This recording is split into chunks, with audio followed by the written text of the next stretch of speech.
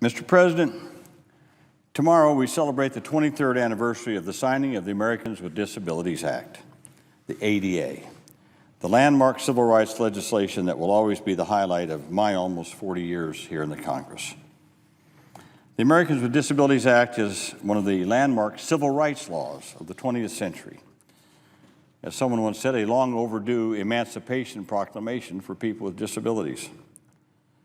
The ADA has played a huge role in making our country more accessible, in raising expectations of people with disabilities about what they can achieve at work and in life, and inspiring the world to view disability issues through the lenses of equality and opportunity. In these times, it's valuable to remember that passage of the original Americans with Disabilities Act was a robustly bipartisan effort. As the chief sponsor of the ADA here in the Senate and as the chair of the Disability Policy Subcommittee at that time, I worked very closely with both Republicans and Democrats. At that time, it was Senator Robert Dole, who was at that time was the minority leader of the U.S. Senate. We received invaluable support from President Bush, President George Herbert Walker Bush, key members of his administration, White House counsel Boyd and Gray, who just worked so hard on this, Attorney General Dick Thornburgh, who was just magnificent in his support for the Americans with Disabilities Act, Transportation Secretary Sam Skinner. Other members of Congress also played critical roles in passing the ADA. First and foremost, I would have to say Senator Ted Kennedy, who was chair of the full committee at the time, and who allowed me to take the bill through as the chair of the Disability Policy Subcommittee. Senator Orrin Hatch, who played a key role at times to make sure that we got conservatives on the same page. Representatives Tony Coelho, Steny Hoyer, Major Owens, Steve Bartlett. And I might also mention that sometimes he's not mentioned a lot because he was not here in the Senate at the time we passed it, but who put in a lot of his life's work and who was chairman of that subcommittee before I took it over. That was Senator Lowell Weicker from Connecticut. As a matter of fact, he was the first sponsor of a comprehensive disability policy bill here in the United States Senate. And so he became a great supporter, a great personal friend of mine through all these years, and Lowell Weicker deserves a lot of credit for actually getting us focused on the issue of a civil rights, comprehensive civil rights bill addressing the issue of disability. Before the ADA, life was very different for folks with disabilities in Iowa and across the country. Being an American with a disability meant you couldn't ride on a bus because there was no lift. Not being able to attend a concert or a ball game or a movie with your family or your friends, your loved ones, because there was no accessible seating. Not even being able to cross the street in a wheelchair because there were no curb cuts. In short, being disabled in America before the ADA meant not being able to work or participate in community life. Discrimination was both commonplace and accepted. Now, since then, we've seen amazing progress. The ADA literally transformed the American landscape by requiring that architectural and communications barriers be removed and replaced with accessible features such as ramps, lifts, curb cuts, widening doorways, and anyone who's watching this right now on C-SPAN, if they put it on the mute button, you get closed captioning for the deaf and hard of hearing. More importantly, the ADA gave millions of Americans the opportunity to participate in their communities. We've made substantial progress in advancing the 4 goals of the ADA. There were 4 goals: equality of opportunity, full participation, independent living, and economic self-sufficiency. The 4 pillars of the ADA. But, Mr. President, I stand here today to remind my colleagues that we have not yet kept the promise we made 23 years ago with strong bipartisan support. We still have too many Americans with disabilities living in poverty, oftentimes in isolation and without control over the supports and services in their lives. For example, just last week, in my role as the chair of the Senate Committee on Health, Education, Labor, and Pensions, we concluded an investigation and issued a final report on the state of the implementation of the part of the ADA that provides for people to be able to live and receive services in integrated settings, and that prohibits people from being unnecessarily separated, isolated from their family and friends, and put in institutions or other segregated settings. What we found is disturbing. 23 years after that, and after the 1999 decision in the Olmstead case by the Supreme Court, after all that, we found that more than 200,000 working-age Americans with disabilities, many in their late teens and early 20s, remain trapped in nursing homes and institutions, separated from their families and communities, against their wishes. Again, despite the ADA, despite the 1999 Supreme Court decision in Olmstead VLC, that people with disabilities have the right to be integrated in the community, a Supreme Court decision, 1999. Our committee investigators found that only 12 states devote more than half of their Medicaid long-term care dollars to home and community-based services. And the number of working-age adults in nursing homes has actually increased by more than 30,000 over the last 5 years. This is shameful. And unfortunately, many states continue to approach community living for people with disabilities. They continue to view it as a social welfare issue and not as a civil rights issue. And again, this is a failure of vision on part of many state leaders. So how can we correct this injustice? Well, we need to clarify that under the ADA, every individual who is eligible for long-term services and supports has a federally protected right to a real choice, their choice, in where they receive these services and supports, whether in an institution or in a community. And what that means also is, at long last, Congress, we need to end the institutional bias in the Medicaid system. Right now, under Medicaid, states are required to pay for long-term services and supports if you're in a nursing home. But if you don't want to be in a nursing home and you want to receive those supports and services in an integrated community-based setting, Medicaid has the option of covering you. That's the institutional bias that exists in Medicaid. They have to pay for you if you're in a nursing home, and they don't have to pay for supports and services if you're in a community or integrated setting. As long as that remains that way, the deck will continue to be stacked in favor of costly institutional settings. And we know from our investigations that home-based, community-based, integrated settings with support services for people with disabilities is cheaper. It's cheaper, more cost-effective than putting people in an institution or a nursing home. Not to mention the quality of life and the fact that so many people with disabilities want to be in an integrated community setting and do not want to be housed in a nursing home. I can say that in my remaining 17 months that I have as a United States Senator here in the Senate, I plan to hold hearings and introduce legislation that will accelerate the rate at which states move their long-term services and supports in the direction of home and community-based settings. Now, another area where 23 years after the passage of the ADA, our work is incomplete, is making sure people with disabilities take their rightful place in the American workforce. 23 years after the passage of the ADA, it is shameful that 2 out of every 3 adults with a disability is not even in the workforce, not working. That is shameful. You know, we say, well, you know, the unemployment rate in America is now, what is it, 8, 7%, something like that, 9%? Think about if you're a disabled adult. It's 60% or more. unemployment. Well, next week, in the Help Committee, we will mark up the Workforce Investment Act.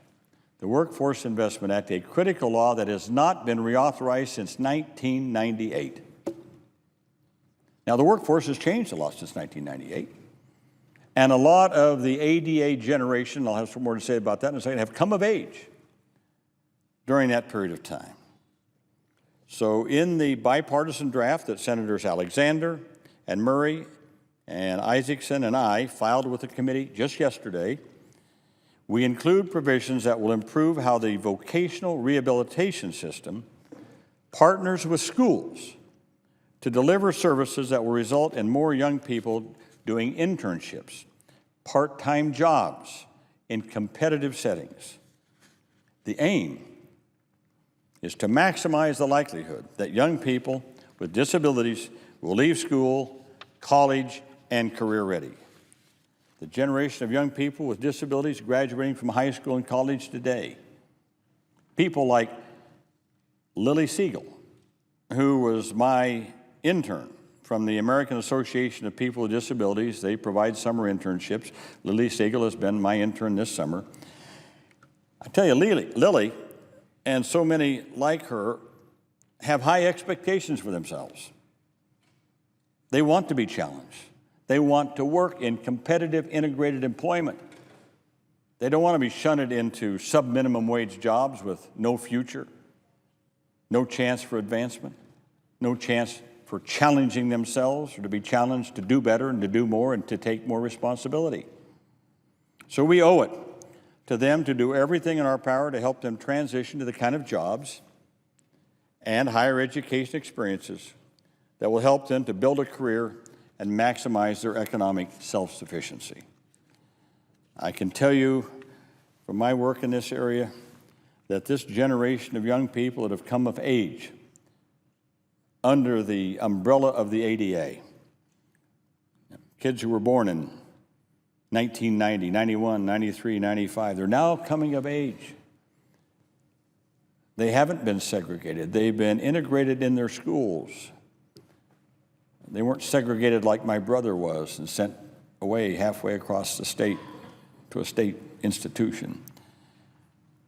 And they have higher expectations. You know, they've had accessibility. They see what society has done to provide, to make sure that they can travel, they can go out with their friends and their family, they can go to school in integrated settings, they can get jobs, and the employers under the ADA have to provide reasonable accommodations for that job.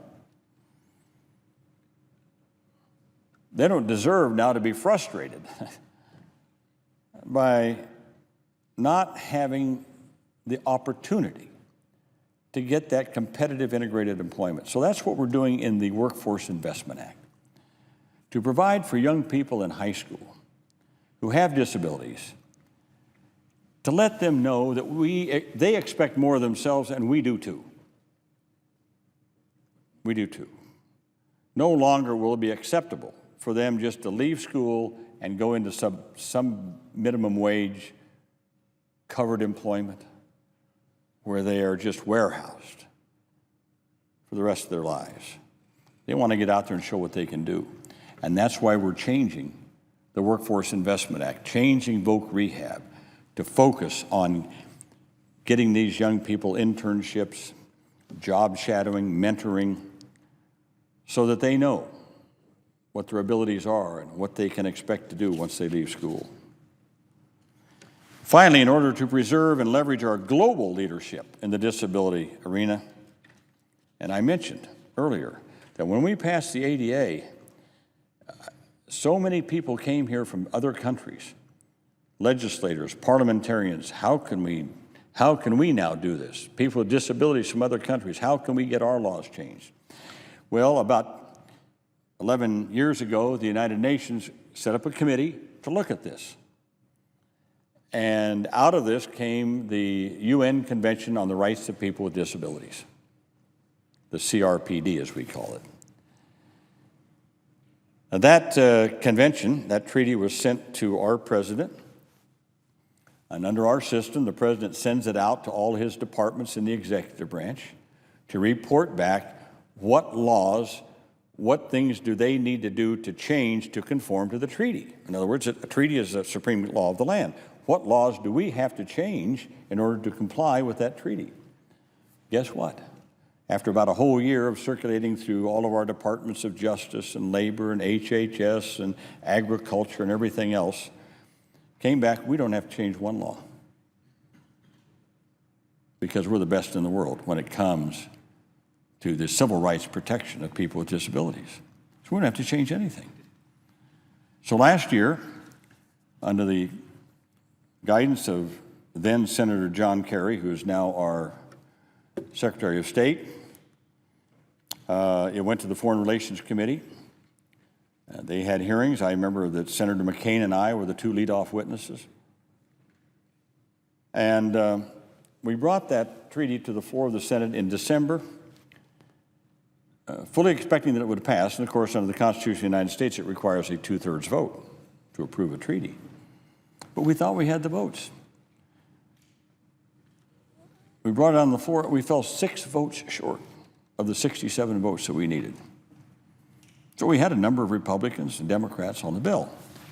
So why did it fail? Well, towards the end, right before we brought it up, former Senator Rick Santorum and others began to talk about how this was going to prevent people from homeschooling their kids. Well, I thought I knew the treaty. I had read it. I had looked at it. I thought, did I miss something? Was there something in there that I didn't find? So I went back to my staff, was combed through this. I got a hold of the people at UN. I said, what's in there that would prevent people from homeschooling their kids? Nothing. Absolutely nothing. That charge was just made out of whole cloth somehow. But I can tell you that at that time in my office, calls ran 50-1 against adopting the treaty on that issue. So people were misinformed because of a few people like Mr. Santorum and others who decided to whip this up for whatever reason, I don't know. And there was also a lot of comments made on the Senate floor by my Republican colleagues at that time that we shouldn't be adopting a treaty in a lame duck session, even though we pointed out that many treaties in the past had been adopted in lame duck sessions.